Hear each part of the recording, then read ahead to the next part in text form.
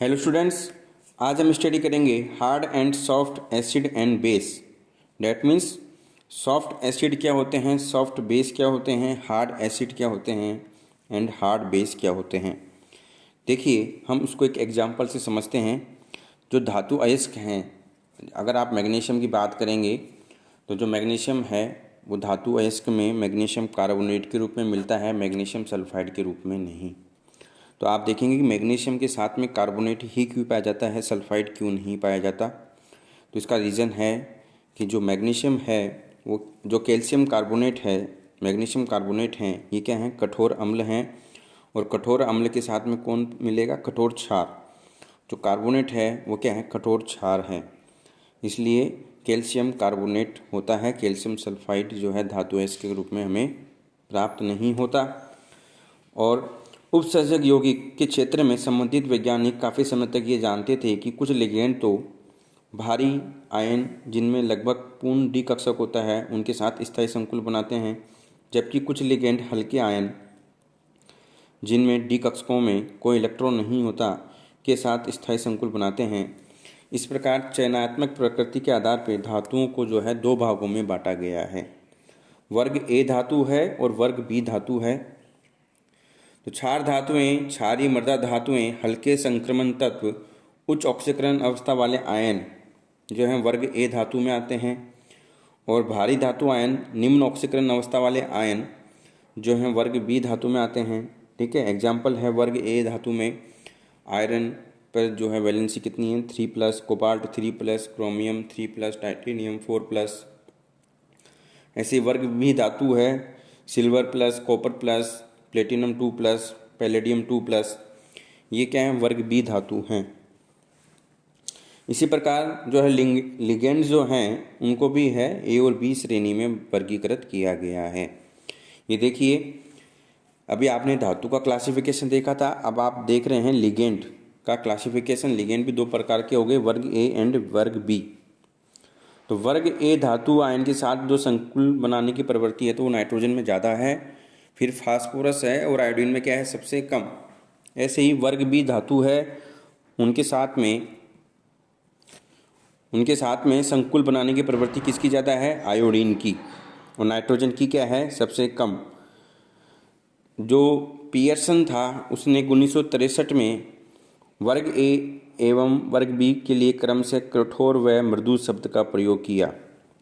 कठोर स्पीसीज वह है जिनका आकार छोटा है, द्रवण क्षमता अधिक होती है, जबकि मृदु स्पीसीज वह है जिनका आकार बड़ा है और आसानी से द्रवित हो जाते हैं। पियर्सन के अनुसार अम्ल क्षार बंध बनने में कठोर अम्ल कठोर क्षार के साथ में तथा मृदु अम्ल मृदु क्षार के साथ में वरीयता से बंध बनाते हैं। तो ये टेबल है, इसके अंदर जो है कठोर अम्ल किसके साथ जुड़ेगा, कठोर क्षार के साथ में। मृदु अम्ल किसके साथ जुड़ेगा, मृदु अम्ल के साथ में। जैसे आप यहाँ टेबल में देख रहे हैं, ये कैल्शियम है और यहाँ क्या है, कार्बोनेट। तो प्रकृति में क्या पाया जाता है, कैल्शियम कार्बोनेट, न कि कैल्शियम सल्फाइड। ऐसे ही आप देखेंगे जो सीजियम है, तो सीजियम किसके साथ स्टेबल है, आयोडीन के साथ में, न कि फ्लोरीन के साथ। ठीक है, उसके बाद में है, इस सिद्धांत के अनुसार हम कह सकते हैं कि कठोर अम्ल वे लुईस अम्ल हैं जिनमें आयनों का आकार छोटा होता है, जिनके इलेक्ट्रॉन युग्म अभ्र आसानी से ध्रुवित नहीं होते। ये अधिकतर हल्के धातु आयन होते हैं जिनकी ऑक्सीकरण अवस्थाएं उच्च होती हैं। अभी अपन किसके बारे में बात कर रहे हैं, कठोर अम्ल के बारे में। ठीक है, ये सारी बातें एक बार वापस सुनते हैं। वे लुईस अम्ल हैं, कठोर अम्ल, जिनमें आयनों का आकार छोटा होता है, इलेक्ट्रॉन अभ्र आसानी से ध्रुवित नहीं होता। ये अधिकतर हल्के धातु आयन होते हैं, ऑक्सीकरण अवस्थाएं उच्च होती हैं। अब है मृदु अम्ल के बारे में बात करेंगे। मृदु अम्ल ये रहा। ठीक है, वे लुईस अम्ल हैं जिनके आयनों का आकार बड़ा होता है, इलेक्ट्रॉन अभ्र आसानी से ध्रुवित हो जाता है। ये अधिकतर निम्न ऑक्सीकरण अवस्था वाले धातु आयन होते हैं। फिर हम बात करेंगे कठोर क्षार के बारे में। वे लुईस क्षार हैं जो कठोर अम्लों से योग करते हैं। ये सामान्यतः ऋणायन अथवा उदासीन अणु होते हैं, आसानी से ध्रुवित नहीं होते। मृदु क्षार जो हैं, अब मृदु क्षार के बारे में बात कर रहे हैं। वे लुईस क्षार हैं जो मृदु अम्ल से योग करते हैं। ये ऋणायन अथवा उदासीन अणु होते हैं जो आसानी से द्रवित हो जाते हैं। एक वर्ग के सभी सदस्यों की कठोरता एवं मृदुता एक समान नहीं होती। उदाहरण के लिए क्षार धातु आयन में सीजियम आयन बड़े आकार के कारण लिथियम आयन से अधिक मृदु होगा। इसी प्रकार नाइट्रोजन अपने छोटे आकार के कारण कठोर होता है, परंतु द्रवित हो सकने वाले प्रतिस्थापी लगने पर इसका व्यवहार परिवर्तित हो जाता है। उदाहरण के लिए पिरिडिन की मृदुता अमोनिया से अधिक होती है तथा यह मध्यवर्ती व्यवहार प्रदर्शित करता है। अब देखिए, जो आवर्त सारणी में वर्ग फर्स्ट से वर्ग फोर्थ के जो धनायन हैं उनकी उच्च ऑक्सीकरण अवस्थाओं में कठोर अम्ल होते हैं तथा वर्ग फर्स्ट बी एवं सेकंड बी के धनायन अथवा धातु अपनी निम्न ऑक्सीकरण अवस्थाओं में मृदु अम्ल होते हैं। ठीक है, फिर है नेक्स्ट टॉपिक है सहजीविता। इसको हम एग्जाम्पल से समझते हैं। जॉर्गेनसन ने 1968 में फ्लोराइड आयन की जो प्रवृत्ति है उसको सहजीविता के माध्यम से समझाया। इसके अनुसार मृदु लिगेंड की पहले से मृदु लिगेंड के साथ जुड़े केंद्र परमाणु से जुड़ने की प्रवृत्ति होती है तथा इस सिद्धांत के अनुसार ऐसे यौगिक सममित रूप से प्रतिस्थापित होंगे, असममित रूप से प्रतिस्थापित नहीं होंगे।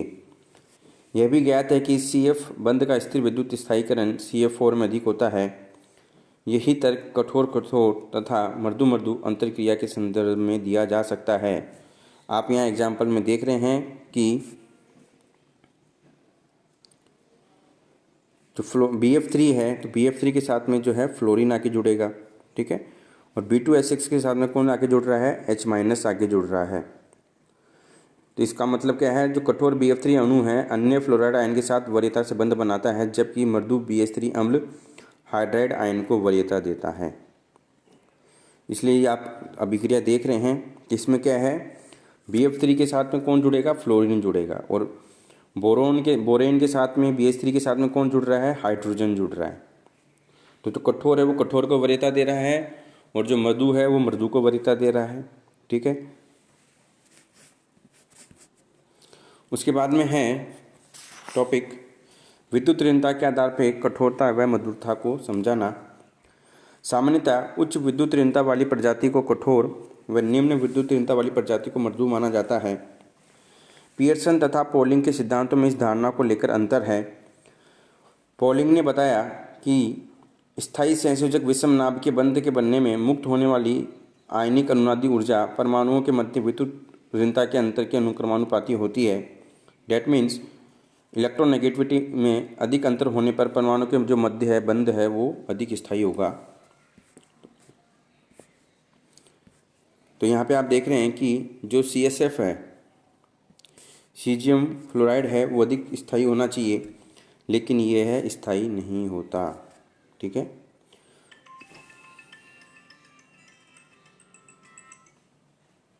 यह स्थायी नहीं होता। तो यहाँ पे आप क्या है कि जो सीजियम फ्लोराइड है उसकी क्रिया जब लिथियम आयोडाइड से करवाते हैं तो यहाँ पर जो है सीजियम कैसा है, सॉफ्ट, तो उसके साथ आयोडीन जुड़ेगा। सीजियम के साथ कौन जुड़ेगा, आयोडीन। तो ये मृदु इंट्रैक्शन हो गया, इसलिए सीजियम आयोडाइड स्थायी होता है। और लिथियम फ्लोराइड, लिथियम कैसा है, कठोर, तो फ्लोराइड भी क्या है, कठोर, तो ये लिथियम फ्लोराइड क्या हो गया, स्थायी हो गया। ऐसे ही सेकंड एग्जांपल हम देखते हैं। यहाँ पर जो है मरकरी के साथ में फ्लोराइड है, तो ये कॉम्बिनेशन कैसा हो गया, सॉफ्ट हार्ड, जो कि पॉसिबल नहीं है।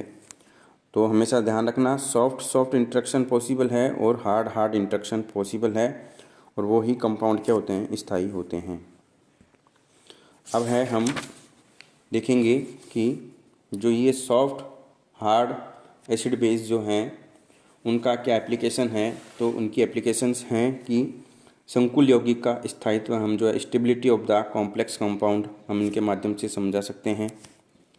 देखिए, जो सिल्वर आयोडाइड यहाँ पे आप देख रहे हैं का ऋणात्मक आवेश और सिल्वर फ्लोराइड पे ऋणात्मक आवेश में से कौन सा कॉम्प्लेक्स ज़्यादा स्थायी है, जो है AgI2 स्थायी है, जबकि AgF2- क्या है, अस्थायी है, क्योंकि यहाँ पे क्या है, सिल्वर और आयोडीन दोनों में क्या है, सॉफ्ट इंट्रैक्शन है, जबकि AgF2- में क्या हो गया, सॉफ्ट हार्ड इंट्रैक्शन हो गया। ठीक है। ऐसी जो कि सेकंड पॉइंट देखिए आप, धातु अयस्क की प्रकृति में उपस्थिति। तो यहाँ पे क्या है कि जो मैग्नीशियम, कैल्शियम है, एल्यूमिनियम है, ये ऑक्साइड के रूप में पाए जाते हैं, क्योंकि मैग्नीशियम क्या है, हार्ड है, और कार्बोनेट भी क्या है, हार्ड है। तो हार्ड इंट्रैक्शन प्रेफरेंस है, जबकि मैग्नीशियम सल्फाइड के साथ में बंध नहीं बनाएगा, क्योंकि सल्फाइड क्या है, सॉफ्ट है। तो सल्फाइड के साथ में कौन मिलेंगे, कॉपर हुआ, Ag+ हुआ, मर्क्यूरिक आयन हो गए, ये किसके साथ मिलते हैं, सल्फाइड के साथ में। जो मध्यवर्ती अम्ल हैं जैसे निकिल 2+, कॉपर 2+, लेड 2+, ये प्रकृति में कार्बोनेट व सल्फाइड दोनों रूपों में पाए जाते हैं। फिर जो है तीसरा पॉइंट देखते हैं हम। तीसरे में क्या है, अभी आपने देखा था, ये लिथियम आयोडाइड और सीजियम फ्लोराइड के मध्य होने वाली जो विक्रिया है उसका हम प्रेडिक्ट करना कि रिएक्शन कैसे संपन्न होगी। तो क्योंकि लिथियम आयोडाइड क्या है, ये भी अस्थायी है, सीजियम फ्लोराइड भी क्या है, अस्थायी है, तो इनमें रिएक्शन होने से लिथियम फ्लोराइड बनेगा, जो कि क्या अस्थायी है, उसका रीज़न है हार्ड इंट्रैक्शन। ऐसे में सीजियम आयोडाइड बनेगा तो वो क्या है, स्थायी है, उसका रीज़न है सॉफ्ट इंट्रैक्शन। ठीक है। फिर जो है फोर्थ है, उभयदंती लिगेंडों से बनने वाले संकुल के उपसंयोजन की प्रगति में प्रेडिक्शन करने में। ठीक है। तो आप यहाँ देख रहे हैं जो थायोसाइनेट है, इसमें sp लिगेंड की तरह व्यवहार कर रहा है एक नाइट्रोजन। तो अगर हम जो धातु है वो कोबाल्ट लेते हैं तो नाइट्रोजन एज ए लिगेंड के रूप में काम करेगा, N परमाणु। और अगर हम लेड लेंगे तो उसके साथ कौन जुड़ेगा, सल्फर। ठीक है। और फिफ्थ पॉइंट है, कठोरता एवं मृदुता का निर्धारण। माना कि क्षार B जिसकी कठोरता अथवा मृदुता को ज्ञात करना है, निम्न साम्य द्वारा प्रदर्शित किया जाता है। यदि उपरोक्त साम्य दायीं ओर विस्थापित होता है तो B एक मृदु क्षार है, क्योंकि यह एक मृदु अम्ल CH3Mg+ की ओर बंधुता प्रदर्शित कर रहा है। ठीक है। विषमांगी उत्प्रेरण में हिटेरोजीनियस कैटालाइसिस में भी ये सिद्धांत लागू होता है, और काइनेटिक्स ऑफ केमिकल रिएक्शन को स्टडी करने में भी ये सिद्धांत हमारी हेल्प करता है। Thank you.